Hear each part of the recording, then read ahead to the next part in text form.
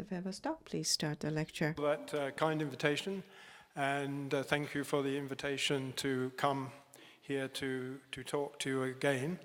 It's a great privilege to give this keynote lecture.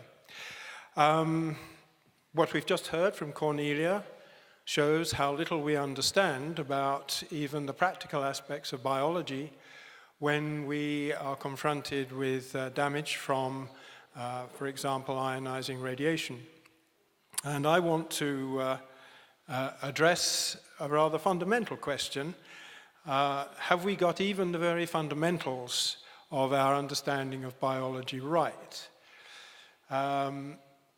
We start with a book which gives us, if you like, a world order on nature.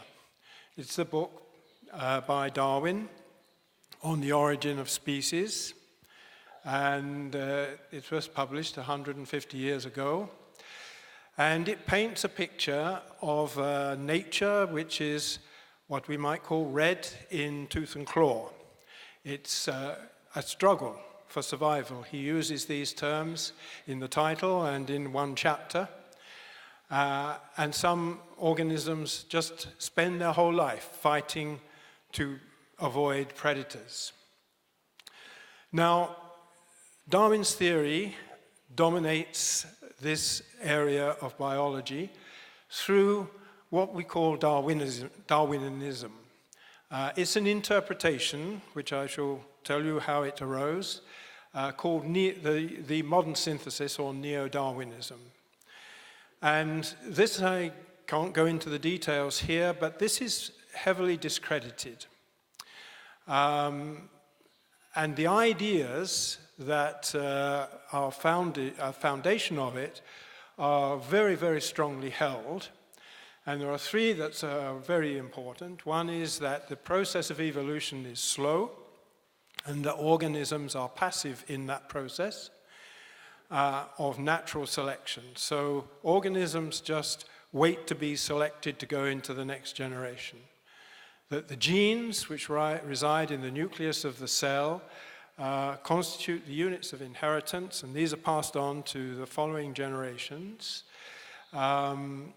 through what we call the genes. And these genes determine the phenotype, and by phenotype I mean what we see, the behavior, the appearance, all those things that Cornelia was showing us. They are phenotypes of these bugs. And particularly, we should be concerned about behavior, because our behavior in the world changes things, as we've seen.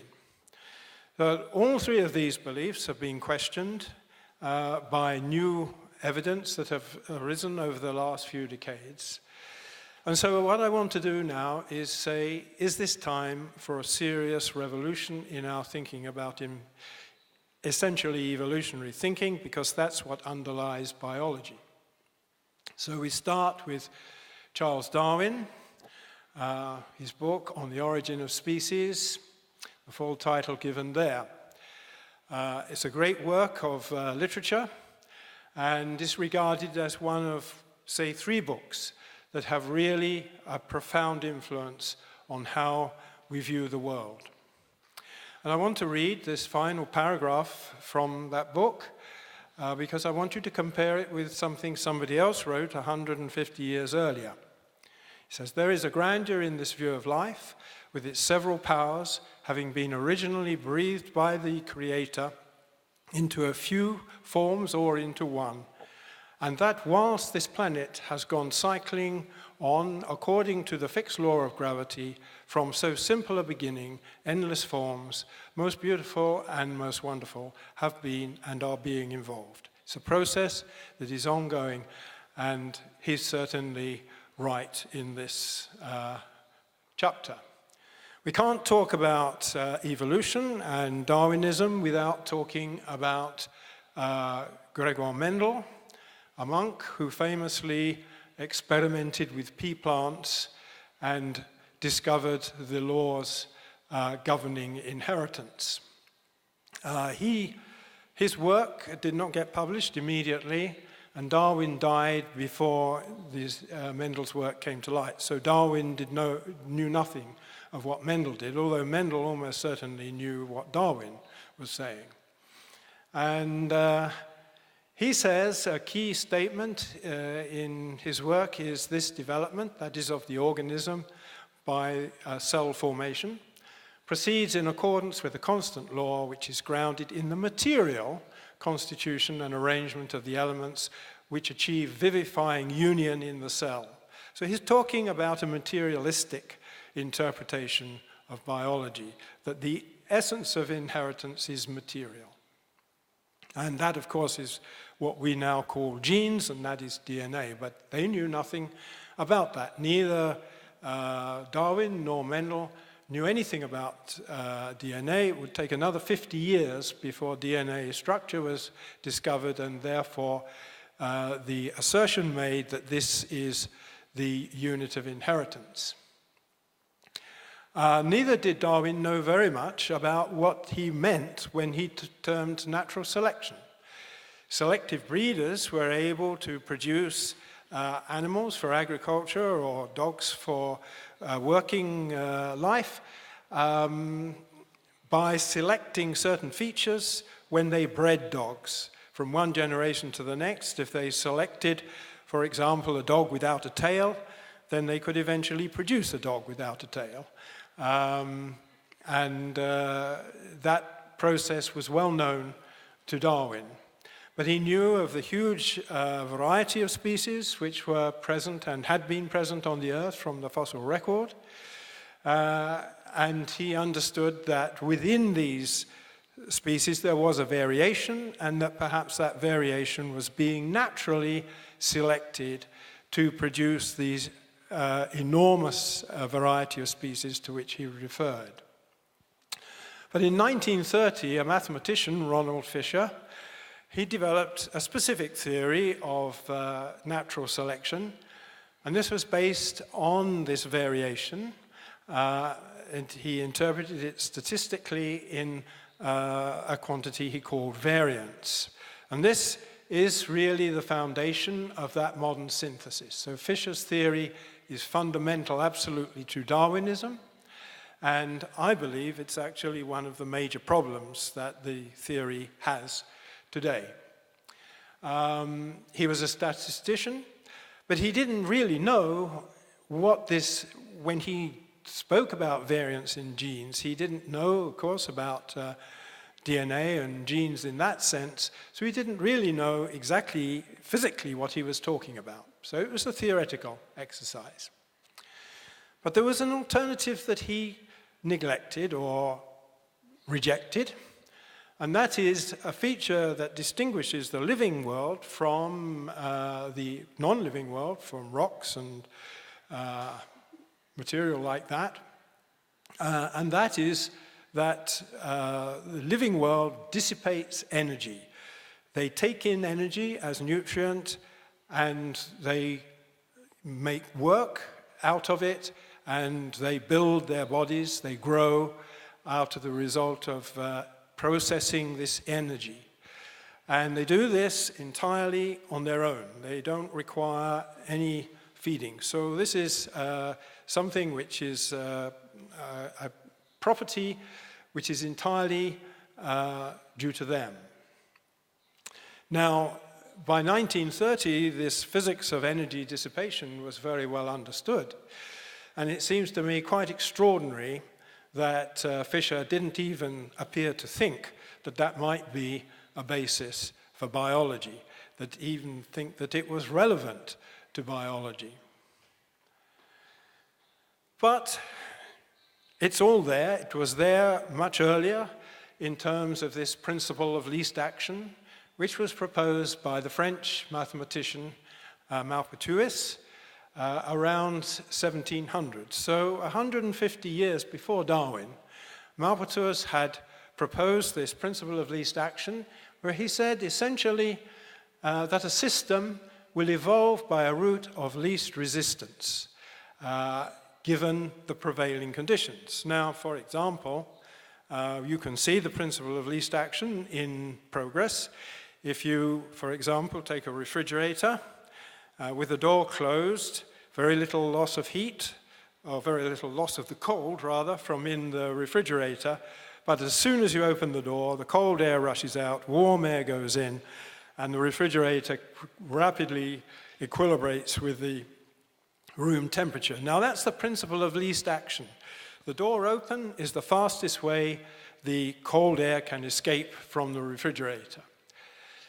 Now, I read you the statement by Darwin. I want you to read what Maupertuis said. He said, the laws of movement and rest deduce from this principle of least action, being precisely the same as those observed in nature, we can admire the application of it to all phenomena. The movement of animals, the vegetative growth of plants, are only its consequences, and the spectacle of the universe becomes so much the grander, so much more beautiful, the worthier of its author, when one knows that a small number of laws, most widely established, suffice for all movements. Well, that rings for me some bells in what Darwin said 150 years later. He probably knew of that statement. So this principle of least action provides us with the two of the greatest laws of physics, Newton's second law of motion and the second law of thermodynamics. These are the supreme laws of physics, particularly the second law of thermodynamics, which I'm now going to call the second law. And this really says, in very simple terms, heat will flow from hotter objects to cooler objects, but not the other way round. So the principle of least action applies in one direction only, towards finding an equilibrium. So, for example, a block of ice contains enough heat to boil a kettle of water. So we could imagine that here is a kettle, and the heat from the ice is entering the kettle. Well, it's true that the heat is there, but that, according to the second law, will not occur spontaneously. What occurs is that if you put the hot kettle on the ice melts. So the heat from the kettle flows to melt the ice by the fastest possible route. And that's the principle of least action. Extremely simple, I'm sure you will agree, and very, very profound. So what we find is that there are two forms of work, two forms of energy. One, which is able to do work, and we call this free energy. Not that it is free in the sense that it doesn't cost anything, but it's what we term free energy. And the second, which is in the ice but cannot do the work to boil the kettle, that we call entropy. And so we're looking at a system where living organisms are in the business of converting free energy in the form of nutrient to entropy simply by consuming those nutrients and metabolizing them. The statement, which is now accepted by everybody as the basic statement for the second law, was made by Clausius, whose objective was, as an engineer, to find out why there was a limit to how much work you could get out of free energy. You couldn't get as much as 100%. Something was missing, and this was the entropy. You lost something called entropy. And so he made the statement of the second law in terms of the universe, so he didn't want to mess around with small things like solar systems. He said the energy of the universe is constant, so energy is not created, it's not destroyed. But the entropy of the universe tends to a maximum, which means that the free energy is depleted with time, and the entropy is increased with time, and entropy cannot do any work. So essentially, we're talking about death. We're talking about the death of the universe. And this is a process which we have to acknowledge that life produces entropy. Now, entropy is a bit of a mystery because we can't measure it when it's being produced. We have to infer it from other measurements. We measure what are known as the state variables of the system, And from certain formulae which have been constructed over the years, we can work out what the entropy is. And we saw, I didn't mention it, no, we haven't got to it yet. So Clausius had framed that law as the maximization of entropy, leading physicists to inquire what was the nature of this curious form of energy that couldn't do any work. And Ludwig Boltzmann, an Austrian physicist and mathematician, provided the answer. Now, he was controversial in his time because he believed that matter was made of atoms, small, invisible particles that constituted matter. And most scientists at that time didn't agree. They said, well, if we can't see it, then we don't believe it exists. But nevertheless, he went on and he produced this formula in which this is the entropy, S, this is what's known as Boltzmann's constant, and this is the log of the probability of a specific state existing. And this, incidentally, is carved on his tombstone in Vienna. Now, in this equation, we see that S increases as W increases. So in a molecular system, the most probable state is of complete disorder. And this is really the very simple cartoon of how Boltzmann came to his conclusion. He considered a gas which didn't interact, gas molecules that didn't interact, in a box which was closed to energy coming in or energy going out. So it was what we call a closed system. And he said if you started with some very ideal state of high order, like the 6 molecules all in this corner of the box and lined up like this, naturally the system would evolve to this where the molecules were disordered. So the implication here is that systems naturally move from highly ordered, and in this case he's describing this as low entropy, W is low, and they evolve to high entropy states where W is high, and the systems are disordered. Now, this result really worried Boltzmann because he knew of what Darwin had been saying several years earlier, that life evolved to more ordered, more complex forms. And here he was saying that because they're consuming nutrients, they're dissipating free energy and generating entropy, and so they should be producing disorder. So there was a big contradiction in his mind between what his results told him and what Darwin's theory and what he saw and understood from the real world.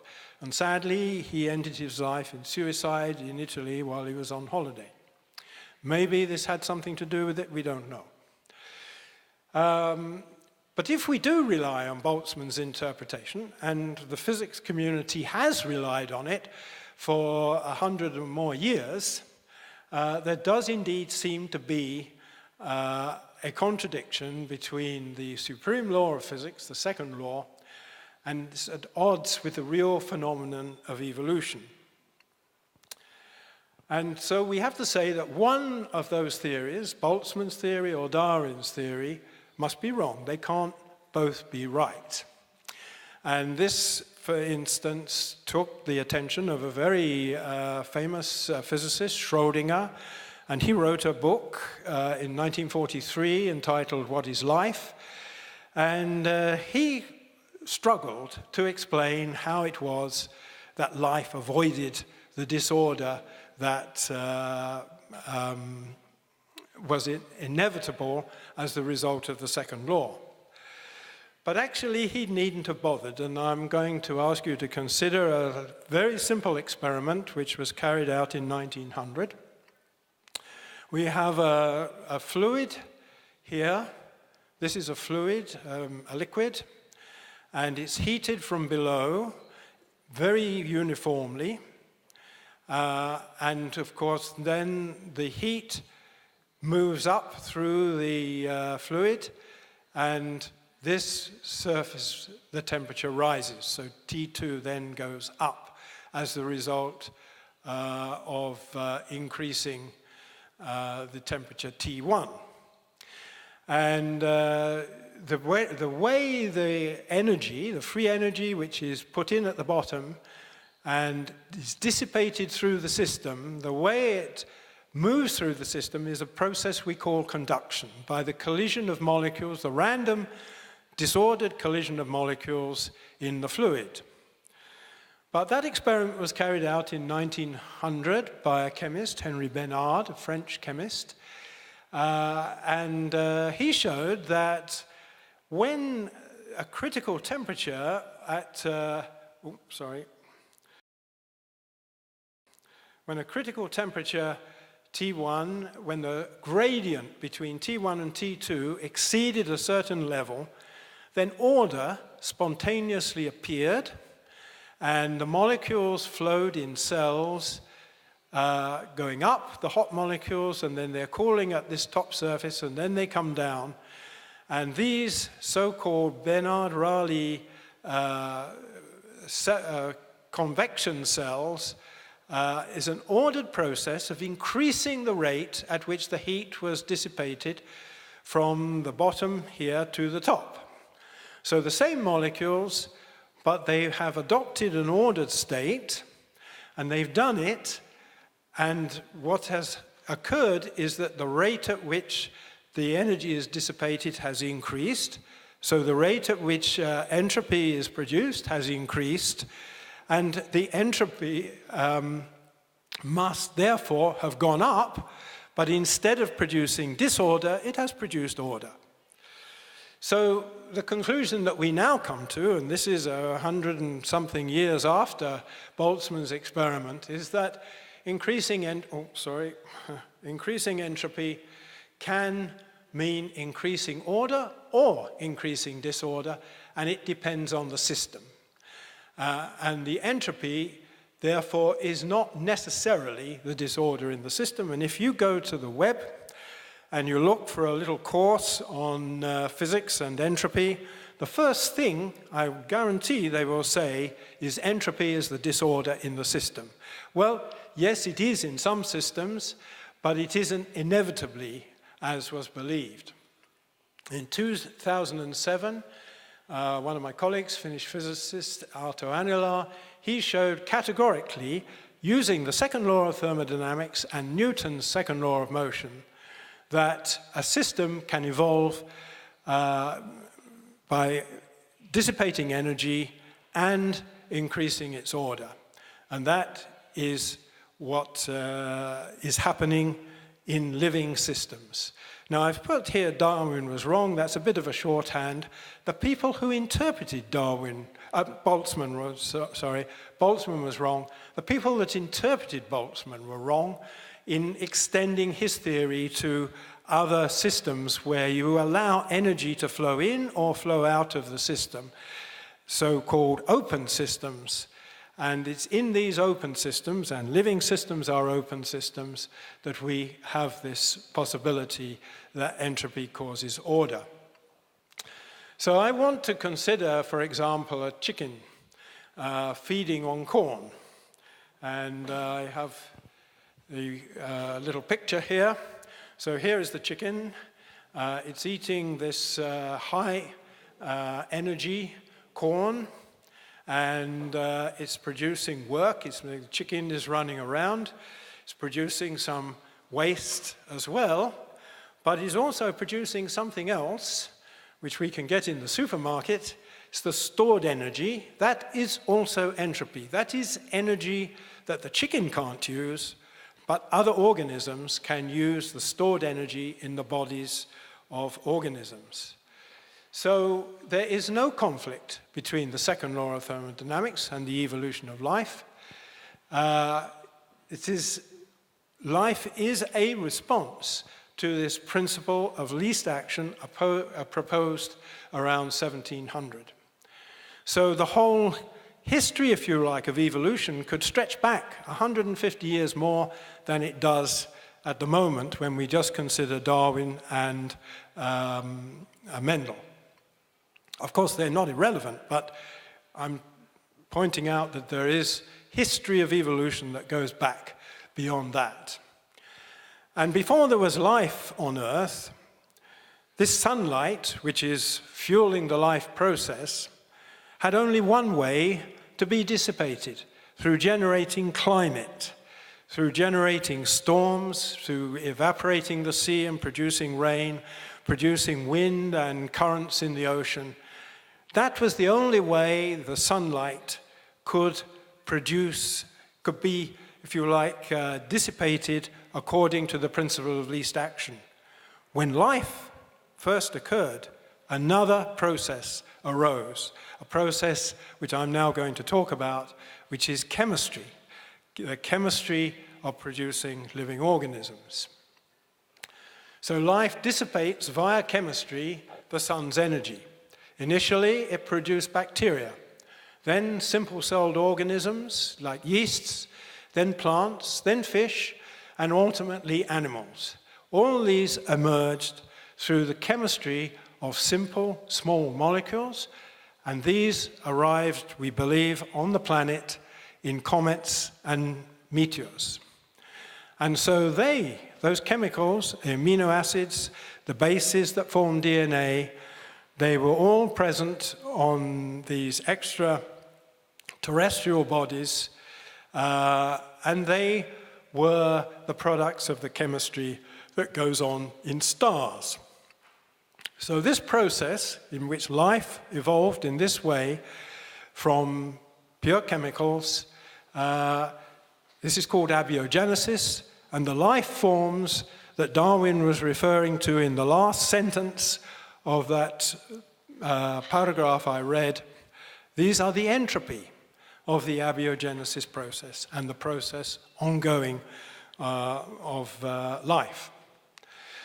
So we can see that in this process, natural selection is not really based on genes, as Fisher said, but is based on how effectively an organism can get its nutrient out of its environment. It's rather simple. If there's no nutrient, it can't grow, it can't move, so it dies and is not selected to go on to the next generation. And if it can get the nutrient, or it finds a way to get the nutrient, then it can go on to reproduce according to Mendel's laws. So Fisher was wrong as well. Now, we could go back to 20 years before Darwin published his book to a British animal breeder, a person who was selecting to breed better cattle.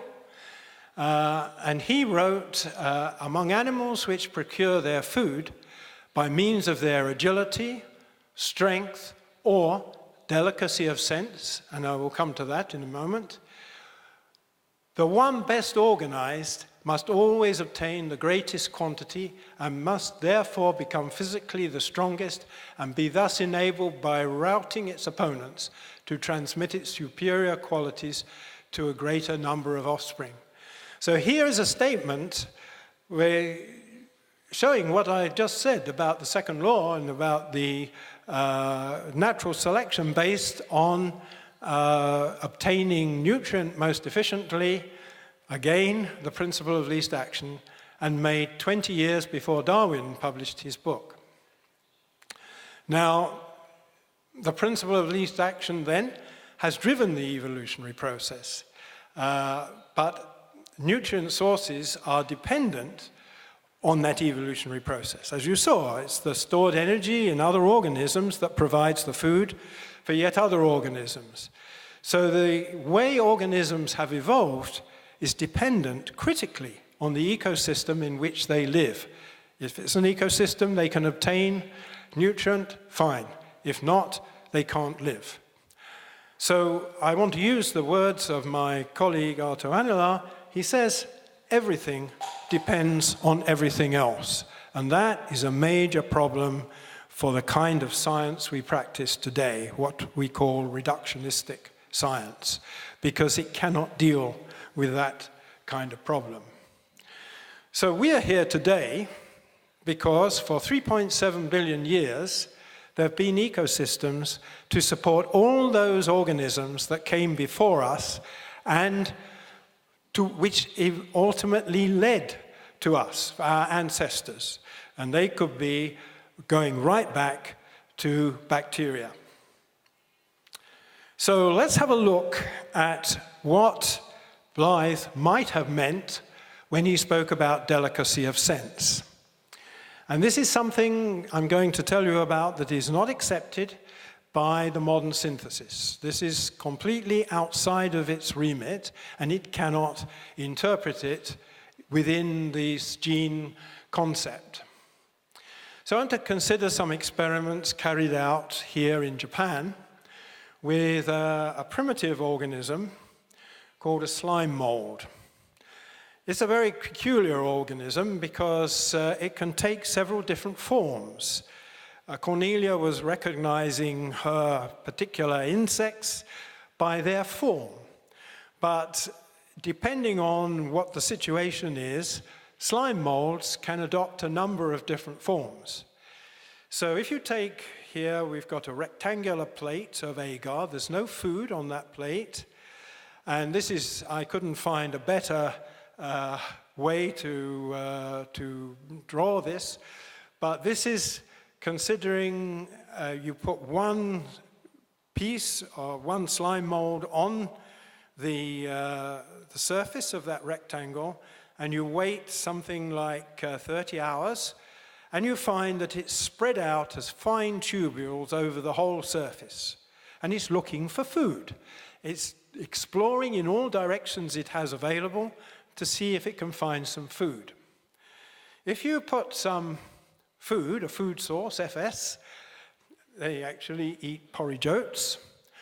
If you put that in those two diametrically opposite corners of the rectangle, again, 30 hours later, the slime mold will be one single tube, big tube, connecting the two food sources. And this is the most efficient way of getting that nutrient out and into the slime mold. So here you have an excess of energy lying here, and you have an excess of energy lying there, and the slime mold acts according to the principle of least action, and it exploits it most efficiently by transforming itself into one thick tube and connecting the two sources by a straight line, more or less. I mean, it looks more untidy if you actually take a photograph of what's happening.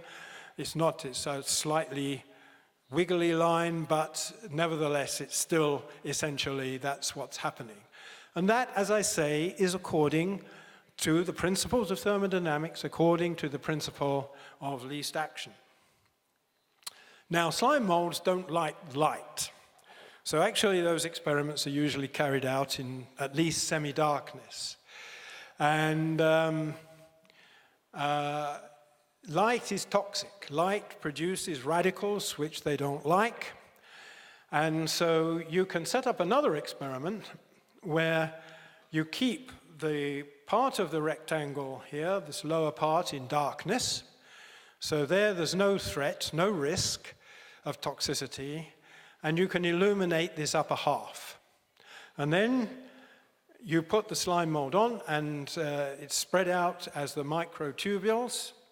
And then you put in the food sources, one at each corner, diametrically opposite. And now, 30 hours later, this slime mold transforms itself like this. In other words, it minimizes the length of its tube in the lighted area and maximizes it in the darkened area. So this is where it's toxic, this is not toxic. So it's made some kind of a risk-benefit calculation and has said the optimum way of exploiting this food source is not to go directly between the two as before, but to minimize to some extent the amount of exposure to the light. And this is exactly the same problem of the drowning swimmer and the lifeguard. So the drowning swimmer is not immediately in front of the lifeguard, he's over to one side. And so the lifeguard has to decide what is the quickest way he can get to the swimmer. Well, he can run fastest on the sand, so he puts most of the distance, as much of the distance as he can, running on the sand, and then he swims in the sea. So he doesn't go on the straight line between him and the drowning swimmer. He runs along the beach more than he spends time swimming in the sea. This is precisely the same problem. It's also the same problem of how light behaves when it goes through to differing refractive indices, so that we can get lenses in order to make videos of talks like this. So is this an application of the principle of least action? Because here it seems that the organism must have done something. So I'm going to go on to another example. Something to say about this. The illuminated pathway, it seems less efficient because it's not a straight line, but it's offsetting some problem, some risk that the organism has, and it's like we do risk-benefit analysis to work out what should be the dose that's permissible for the public. It's worked out by some kind of a risk-benefit analysis based on what are the perceived benefits of using radiation for various purposes, including nuclear power, and the risks of harm coming from it. So it would appear that this primitive organism has done something like that. So we have to accept that these very primitive organisms, right back to bacteria, I could give you other examples, have something we should call consciousness or awareness, and we couldn't see how life could have evolved if this wasn't true. My colleague František Baluška published a very a paper that attracted a lot of criticism, let's say, the deep evolutionary origins of neurobiology, and he talked about plants having brains, in a sense, or being able to make these kind of decisions. And he gives many examples of what appears to be brain activity in microorganisms and plants, life forms that we do not generally associate with having brains. So even the most primitive organisms, they're not passive when it comes to their survival. So this point in the modern synthesis that organisms are passive, that is wrong. That is not borne out by experimental evidence that has been around for decades, several decades. We've known about this. Now let's go to the ant. Ants, of course, have a very complex social life. They assign different jobs to different kinds of ants. They have ants for collecting the food. They have ants for defending the food, the nest. They have ants for looking after the baby ants. If you are interested, there's a book called The Soul of the White Ant. If you put that into Google, you will find this book written, I think, in 1930s by a South African ecologist. Fascinating book on the complexity of ants, the lifestyle of ants. And one of the things that this particular army ant can do is form bridges. So here we see a bridge between two leaves, and it uses these bridges to get over obstructions between a food source and the colony over here. And so a group of experimentalists devised an apparatus that they could put in the path that the foraging ants were taking and introduce this blockage this some gap that they couldn't climb over immediately. And you can see they have drawn this piece here, which is the ant bridge, just to give you some idea of the dimensions of the thing. This is a matter of 20 or 30 centimeters long, this thing here. It can be opened out or narrowed down. Quite a flexible piece of apparatus. And so what they did is they found some army ants foraging. They put this in the way of their path. And so here you have ant carrying some what looks like orange or grapefruit or something. And this is their path, and this blocks their path. And so very rapidly, they go round the long way.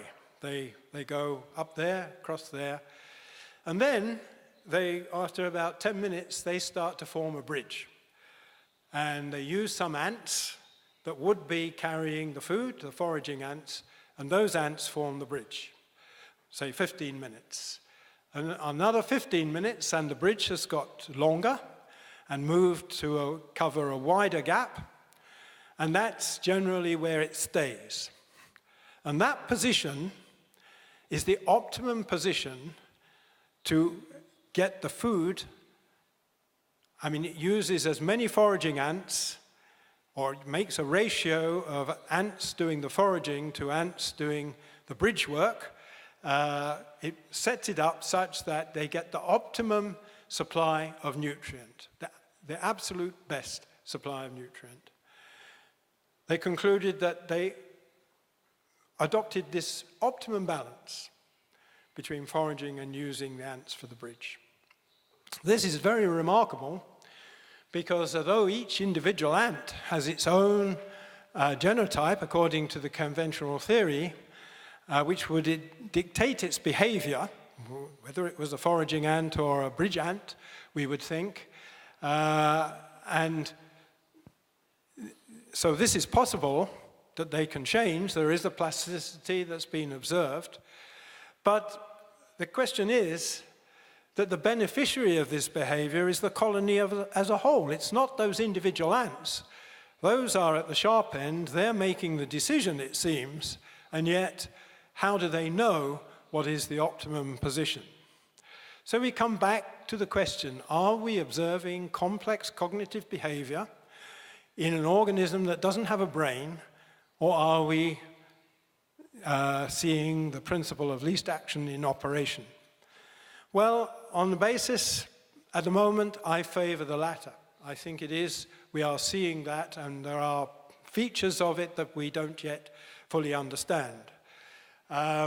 We saw the principle operated clearly by the slime molds, and in the half-illuminated plate, a decision appeared to be made, minimizing the exposure to the light. And in the case of the ant colony, we see the optimum deployment of ants to ensure the nutrient supply. It does seem, it looks to me, as if we're observing some kind of a law. But we will get more data from different experiments and see if that holds up. Or we will find a mechanism by which this consciousness could be occurring. So let us move now to plants, and I just want to say a few words about this because in Belushka's laboratory, they do experiments with roots which they grow down horizontal tubes in the laboratory. So the root cannot naturally go down. It has to grow in a glass tube. And as it grows, every so often, it tries to go down. The tip turns over and tries to penetrate the glass, but it can't. So it goes on a bit further, and it does it again and again and again. Now, the interesting thing that Belushka found is if you chop off the 2 millimeters or so at the end of the root, it doesn't do that anymore. It just goes growing on in a straight line. So we go back to Darwin. He was aware of this, and in his second to last book on plants, which he wrote with his son Francis, it was called The Power of Movement of Plants, he says, "It is hardly an exaggeration to say that the tip of the radicle, that is the tip of the root, thus endowed with sensitivity and having the power of directing movements of the adjoining part, acts like a brain of one of the lower animals, the brain being seated within the anterior end of the body, receiving the impressions from the sense organs and directing the several movements. Is Darwin seeing the principle of least action? Because he's seeing what we're seeing much later, 100 years more later, with bacteria, with slime molds, with ants, with all kinds of organisms that don't have brains. We are seeing this kind of activity. And there are many observations of this which I haven't got time to mention, but they force us to the conclusion that there's some form of cognition and it's not confined to the brain. So actually all our cells, all our individual cells in our body, including the brain, these have derived from these bacteria through evolution, and they have this property as well. And it's very interesting that the chemicals that produce unconsciousness in us, like say, ether or ethylene, these chemicals produce unconsciousness at higher levels of exposure in insects, in plants, and in other organisms. So we can say that there is something which is common and is in all our cells in addition to that which is in the brain. So we are talking about an active, not a passive process. These actions can take place to aid survival in some circumstances. So where does this come from? Where does this activity come from? The first place that you would think to look is it comes from the DNA, because it's inherited, and it's something to do with Mendel's unit of inheritance. But that's not the case, because DNA is not a working molecule. DNA is a very passive molecule. It sits there as a database in the nucleus.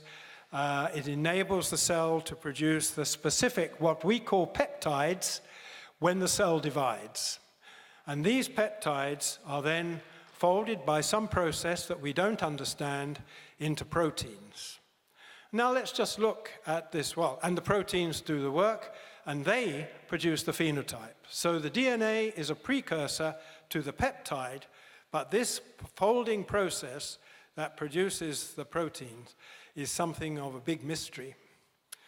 So, but it is the proteins that are producing the phenotype. Now, there are more proteins than there are seconds since the universe was formed over 14 billion years ago. They undergo a multitude of reactions with each other and with other molecules. And out of this huge scope for chemistry, I believe the living world has evolved. And it is the cell itself, which has been made by these proteins, which provides the environment in which these proteins work. So we're constantly coming back to this circularity. Everything depends on everything else.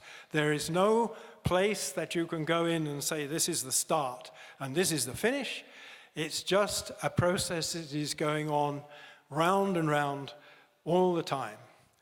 And I believe that the two properties, above all, are those which we call consciousness and cognizance.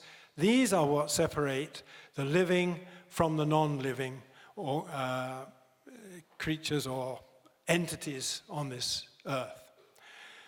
And as far as we know, these proteins are unique among the chemicals we know in being able to produce life. We don't know of any other chemical which would even have the potential to produce life, such as proteins have. And this life process has succeeded in colonizing almost every environmental niche, from near volcanoes to the deep ocean, to the Arctic, to the tops of mountains. There are very few places on this earth where life has not penetrated. And that is something which I think we should have great respect for, considering the simplicity that is behind it. Simply protein chemistry. I wish we understood it, but still. So Darwinism is discredited, as I've started off, and you can find something about that in an essay that I published a few months ago. But the question I'm asking is, was Darwin right? Was he right in his emphasis on the struggle, on the competition aspect?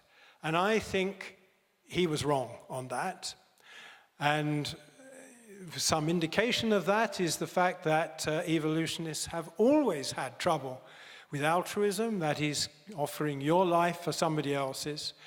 But in fact, it's not uncommon in the natural world, and it's proved to be a very hard nut to crack for the Darwinian theorists.